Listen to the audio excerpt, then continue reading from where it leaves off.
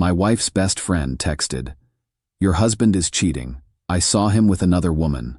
I was still driving home from a funeral when I walked into her packing my daughters. I thought it was a mistake, until we opened years of her messages.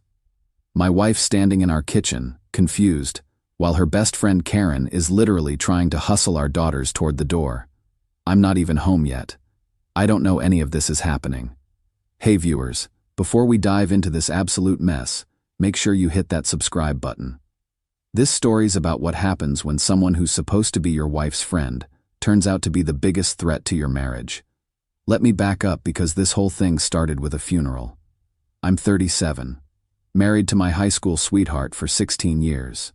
We've got 2 daughters, 15 and 13, and we live in a decent suburb about 3 hours from where we went to college. Life's not perfect, but it's solid. My wife works from home doing project management. I'm in construction management. We're those boring suburban parents who go to soccer games and worry about college funds. The funeral was for an old coworker of mine. Guy I'd worked with for years, died suddenly from a heart attack at 52. Hit me harder than I expected. Spent the whole drive there thinking about mortality, about how much time we waste on stupid shit, about whether I'm doing enough with my life. Dark thoughts for a Tuesday morning. The service was in our old college town, 3 hours away, but it's where my little sister Emma still lives. She's 29, teaches elementary school, and looks nothing like me and my 3 brothers. We're all over 6 feet, built like we played football in high school because we did. Emma's 5 feet tall, maybe 100 pounds soaking wet, with this young face that makes her get carded at bars even though she's almost 30. After the funeral, I texted her, asked if she wanted lunch. Honestly, I just needed to see family. Needed something normal after sitting through that service. We met at this little cafe near her school. She only had 45 minutes, so we ate fast. I ordered a beer because I needed it, and she snuck sips when no one was looking because she was technically on her lunch break, and her school's close enough that someone might see. That's important later, the sneaking sips part, because apparently it looked intimate to someone who was looking for problems. We talked about the funeral, about our parents, about her dating life, which is a disaster because she keeps picking guys who aren't ready for commitment. I gave her the usual big brother advice about standards and self-worth, and she rolled her eyes like she always does. I hugged her goodbye, got in my truck, joined a conference call for the rest of the drive home. About 30 minutes from home, still on the call, my phone buzzed with a text from my wife. "Holy shit, Karen is here and it's crazy. Call when you can." Karen, my wife's friend from college. They've been close for 15 years. I've never had issues with Karen personally, but we're not tight. She's my wife's friend, not mine. Lives back in our college town too. I didn't think much of it. Figured Karen stopped by for coffee or something. My call ended a few miles from home, so I just drove the rest of the way instead of calling. Walked into my house expecting normal Tuesday afternoon chaos. Instead, I walked into a scene that made my blood pressure spike instantly. Karen's in my living room. She's red-faced, gesturing wildly, and my wife looks like she's been hit by a truck. My daughters are standing near the stairs looking scared and confused, and Karen is mid-sentence when I walk in. "He's been lying to you for God knows how long and you're just going to sit here and—" She sees me, stops talking. Her face goes from righteous anger to something else. Not embarrassment. Something closer to disappointment that I showed up. "What's going on?" I look at my wife. My wife opens her mouth, but Karen cuts in. "Oh good, you're home. Maybe you can explain to your wife who that woman was you were having drinks with in the middle of the day." It took me a second. "What woman? Don't play dumb. I saw you, at Rosie's Cafe, having drinks with some tiny brunette, getting real cozy." And that's when it clicked. That was my sister Emma. Karen's face changed, just for a second. Then she doubled down. "Your sister? That's convenient." My wife finally found her voice. "Karen, I showed you the picture. That's Emma. You've met her." I looked at my wife. "You already figured this out?" I tried to tell her as soon as she started, but she wouldn't let me get a word in.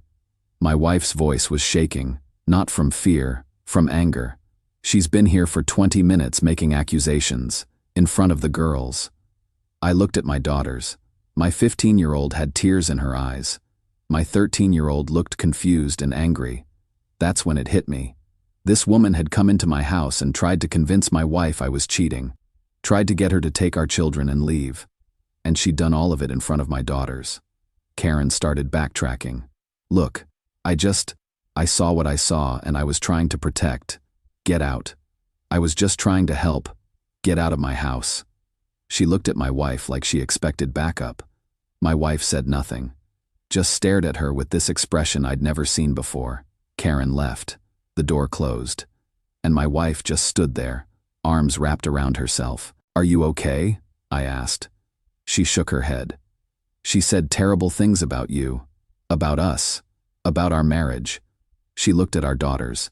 In front of the girls. I hugged my wife. Then I hugged my daughters.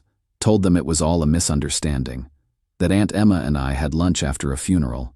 That Karen made a mistake. My 13-year-old wasn't buying it. She didn't sound like she made a mistake.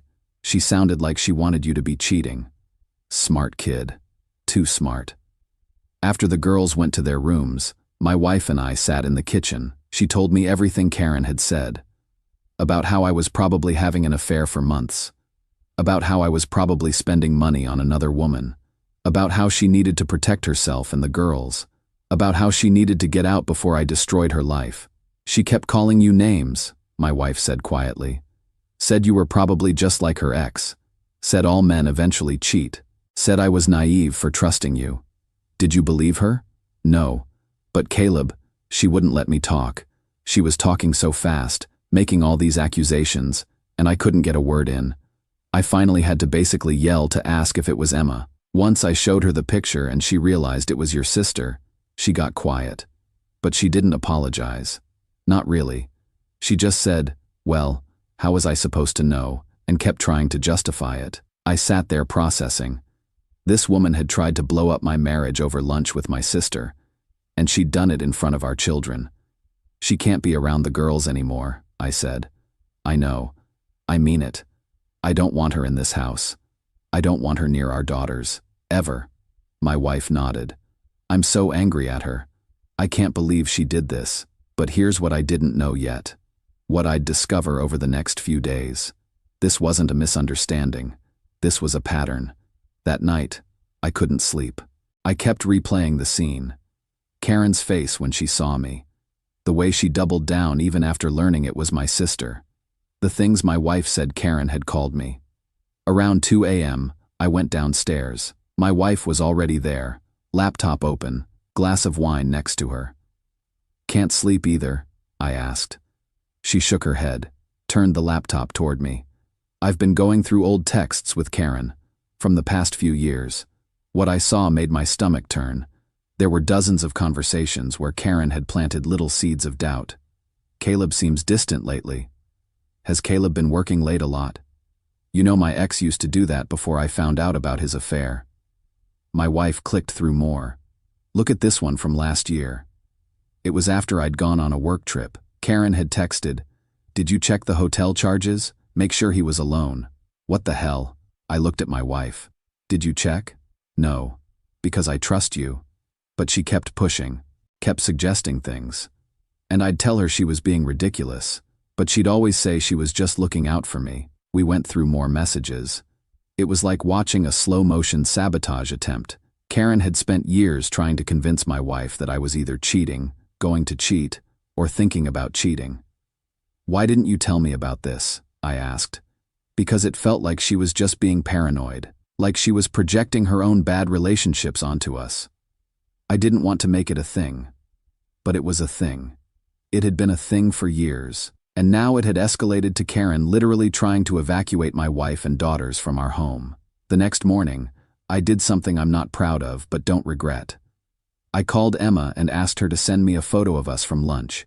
Just a normal selfie of us together that she'd taken. Then I posted it on Facebook. Captioned it, "Great catching up with my little sister after a rough day. Family is everything." I tagged Emma. I made it public.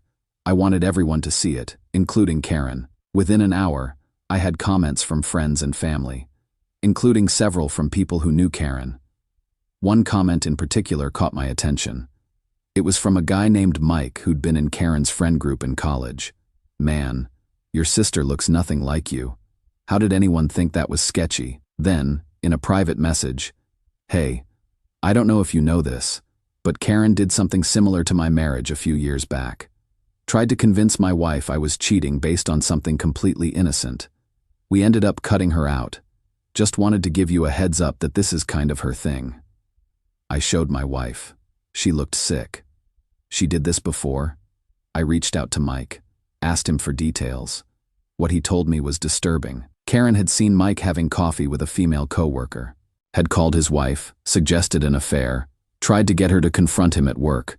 Turned out the coworker was gay and engaged to a woman, and they were working on a project together. But Karen had nearly destroyed their marriage over it. "Why would she do this?" my wife asked. Mike's response, "Because she's miserable. She's been through 3 divorces. Every relationship she has falls apart. And she can't stand seeing other people happy. She'd rather burn it all down than admit that maybe the problem is her." That hit different, because suddenly all of Karen's behavior made sense. She wasn't trying to protect my wife. She was trying to make my wife as miserable as she was. Over the next few days, more stories came out. Another friend from college reached out, said Karen had tried to convince her that her husband was gay because he went to a yoga class. It was insane. My wife was devastated. This was someone she'd trusted for 15 years, someone she'd confided in about everything. And the whole time, Karen had been actively trying to destroy her happiness. "I need to talk to her," my wife said. "I need to understand why. I don't think you're going to get an honest answer." But she tried anyway. Set up a coffee meeting. Just the 2 of them. My wife came home from that coffee meeting looking worse than when she left. I was in the garage working on some shelves when she walked in. Didn't even make it inside before she started crying.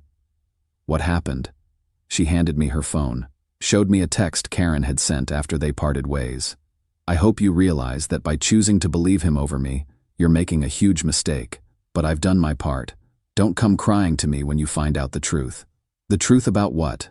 That I had lunch with my sister?" That's what I asked her.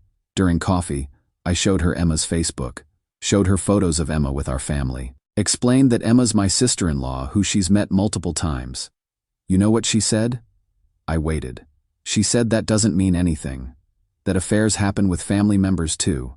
She suggested that maybe you and Emma were too close, that the way you hugged her goodbye was inappropriate. My blood went cold. She insinuated, yeah, she went there, said family members can have inappropriate relationships, and I should be aware of red flags. I sat down on my workbench.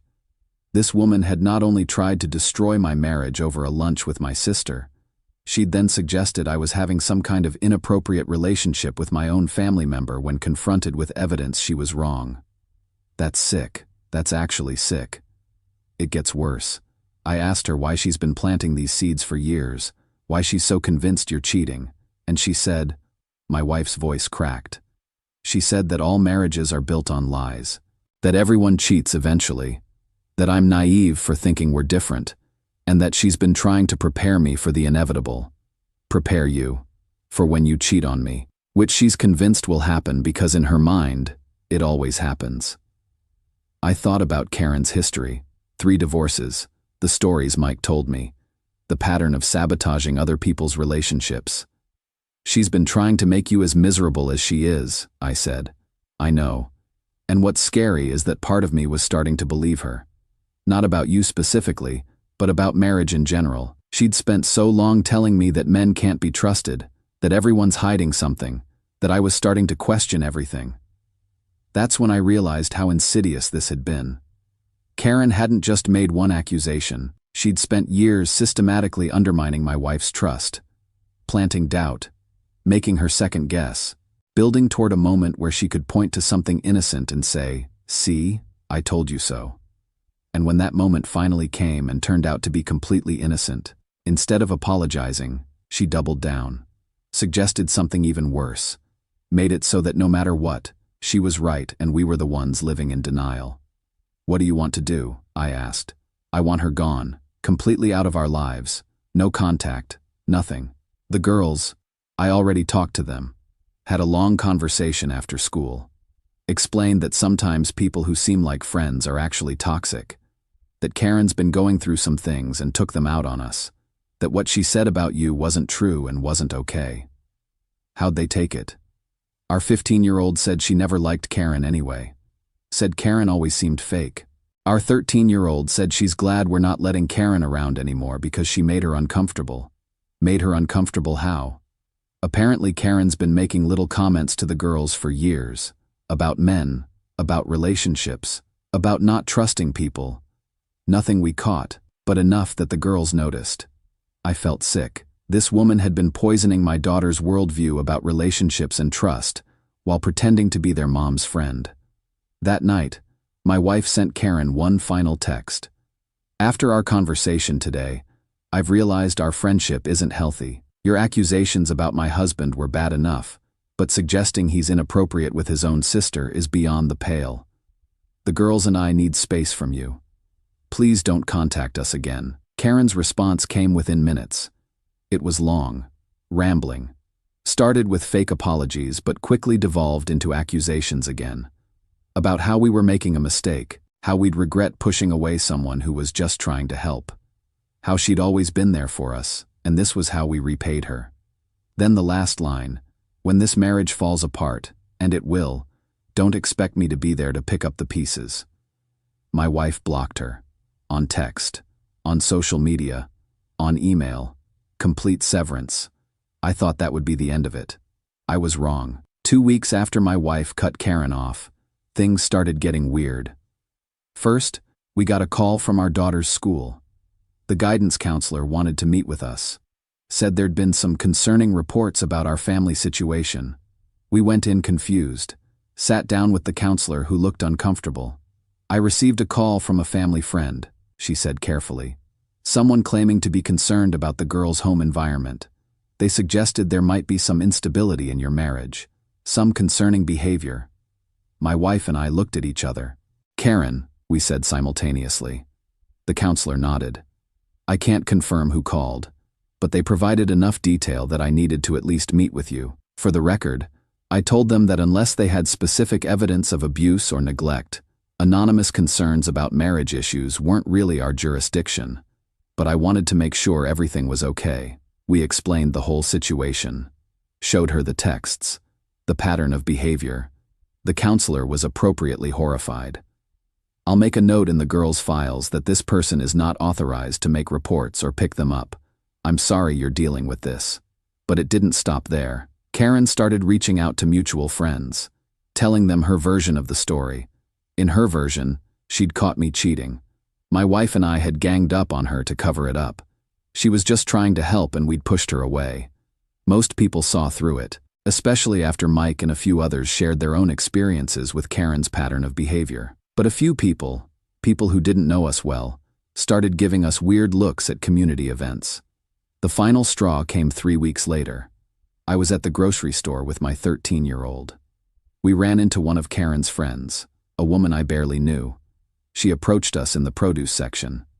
I just want you to know, she said to my daughter directly, that if you ever need someone to talk to about what's happening at home, you can call me. Your mom's friend Karen gave me your mom's number and I've been keeping an eye out for you girls. My daughter looked terrified. I stepped between them. You need to leave my daughter alone, right now. I'm just trying to help. You're harassing a child based on lies from someone with a documented pattern of sabotaging relationships. Back off. She left in a huff. I took my daughter to the car. She was shaking. Dad, what's happening? Why are people acting like this? I explained it the best I could, that sometimes adults handle their problems in really unhealthy ways, that Karen was spreading lies because she was hurt that we'd set boundaries, that none of it was true, and we'd handle it. That night, my wife and I made a decision. We drafted a cease and desist letter, had a lawyer friend review it, sent it to Karen's certified mail. The letter was clear. Stop contacting our children's school. Stop contacting our children directly or through third parties. Stop spreading false information about our family. Any further contact would be considered harassment, and we would pursue legal action. Karen's response came through her own lawyer. A brief letter saying she'd stop contacting us and suggesting we were overreacting to her genuine concern for friends' welfare. But after that, silence. Complete silence. It's been 6 months now. Life's gone back to normal. The girls are doing great. My wife and I are actually stronger than before because we had to face this together. I still see Karen's name pop up sometimes in mutual friends' posts. She's moved to a different city, apparently trying for a fresh start. I hope she gets the help she needs, but I also hope she stays far away from us. The thing that sticks with me most is how close we came to letting her poison win. If my wife hadn't trusted her gut, if we hadn't dug into the pattern, if we'd just accepted Karen's narrative that she was trying to help, who knows where we'd be now. My daughters learned something important, though. They learned that friendship doesn't mean accepting toxic behavior, that trying to help isn't an excuse for causing harm, that sometimes the people who claim to have your best interests at heart are actually serving their own agenda. And my wife and I, we learned that trust is fragile, but also resilient, that someone can spend years trying to undermine you, but if your foundation is solid, those attacks will fail, that protecting your family sometimes means cutting out people you've known for years. I still think about that day sometimes. Walking into my house and seeing Karen trying to evacuate my wife and daughters. The fear on my girls' faces, the accusations flying. It could have destroyed us. In some relationships, it would have. But instead, it showed us what we were really made of. It showed us that we could face a threat together, that we could protect our family from people who claim to care while actively trying to tear us apart. Karen wanted my marriage to fail, spent years working toward it. And when she finally thought she had her moment, it turned out to be lunch with my sister at a cafe. The irony isn't lost on me. Thanks for following this story. Make sure to subscribe and hit that like button. Drop a comment below. Have you ever dealt with a friend who was secretly trying to sabotage your relationship? How did you handle it? And to anyone out there dealing with someone like Karen, trust your gut, protect your family, and don't let someone else's misery become your reality. Some people are only happy when everyone around them is as broken as they are. Don't let them win.